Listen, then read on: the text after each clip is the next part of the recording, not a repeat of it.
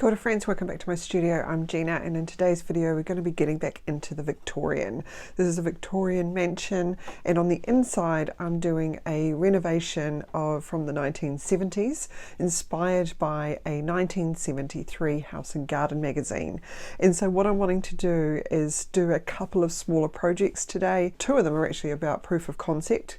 I want to create an easel with a mock-up of a cover of a House and Garden magazine, because what I'm trying to do here is create this scene as if it's a photo shoot for a House and Garden magazine, and then also some tripods with a camera on it to make it look like that there is actually some photography going on. The other thing that I also want to do is create some bookcases for the entranceway.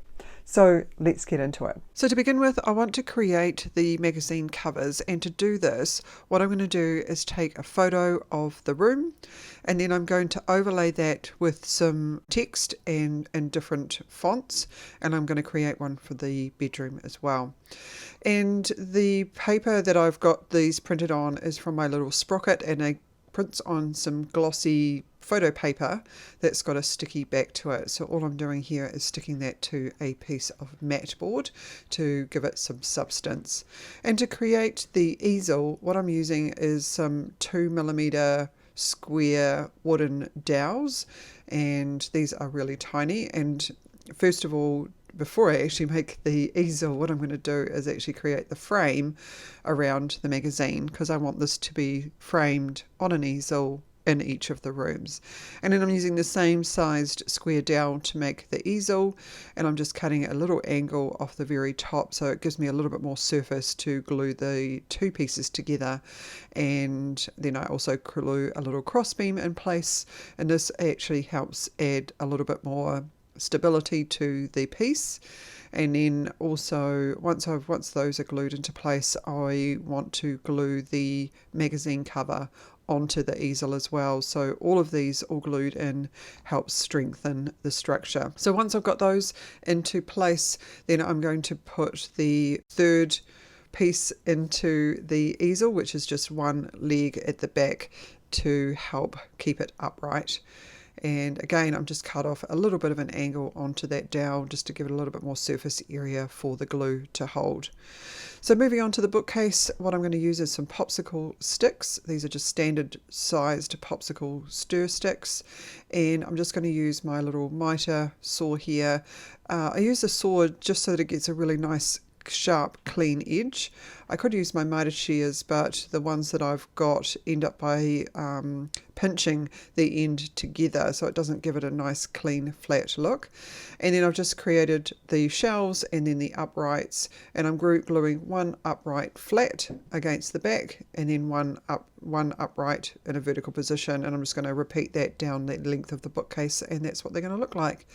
And then all I'm doing is giving it a watered down acrylic paint wash, and this gives it a look of stain because I still want the wood grain to come through. And I actually go back and give it a couple of coats as well. And then using that same wood stain, I'm going to do a coat over the easel as well as the frame.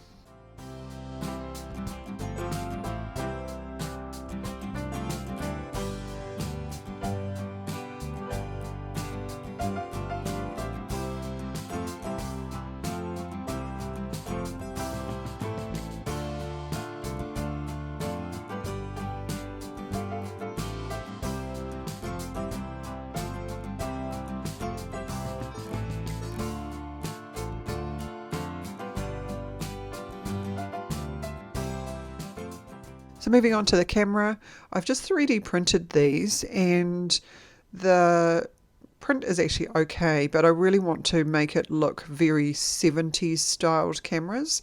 So I googled a couple of pictures of more vintage styled cameras, I guess, and so I'm just sort of painting them up with a little bit of silver paint to reflect that. So basically the very top and the very bottom of it will have the silver paint, as well as the lens. The lens will be silver as well, and then I'm just going to leave the rest of the body black, so it gives it more of a little bit of a vintage feel. So for the tripod, what I'm going to do is I'm actually going to make this by hand and using a bit of wire. So I'm just going to cut 3 lengths of wire, and then I'm going to use some, actually this is just photocopier paper, so nice and thin, and I'm going to wrap this around the legs to give it the look that it could be collapsible. So to begin with, I'm going to glue one end of the wire to the larger piece of paper, and then all I'm going to do is start to roll that round and adding a little bit of glue onto the paper just to keep it into place.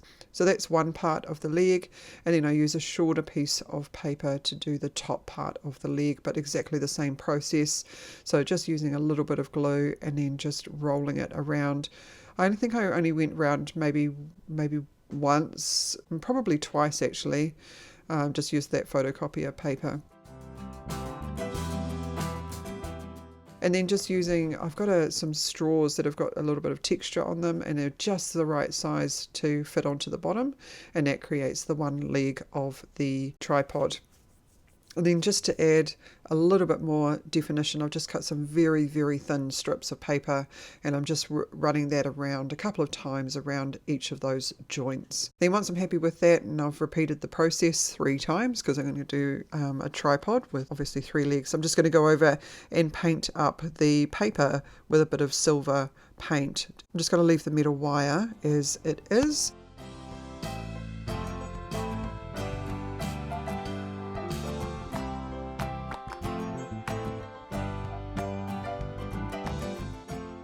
Then I'm just going to come in with a little bit of black paint just to add in a little bit of detail for the legs as well as the feet. And I'm just going to do that on all 3 of the legs.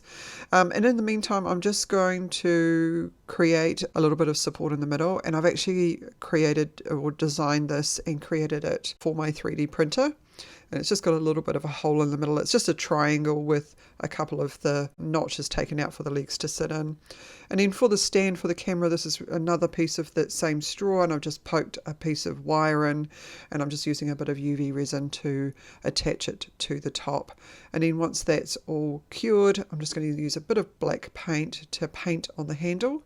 So I'm not adding any more bulk to it, apart from the thickness of the paint. So all I need to do now is glue on the camera, and that is the tripod complete. So I really hope that you've liked this video. Hit that like button, subscribe, it really does help the channel, and until next time, I'll see you then.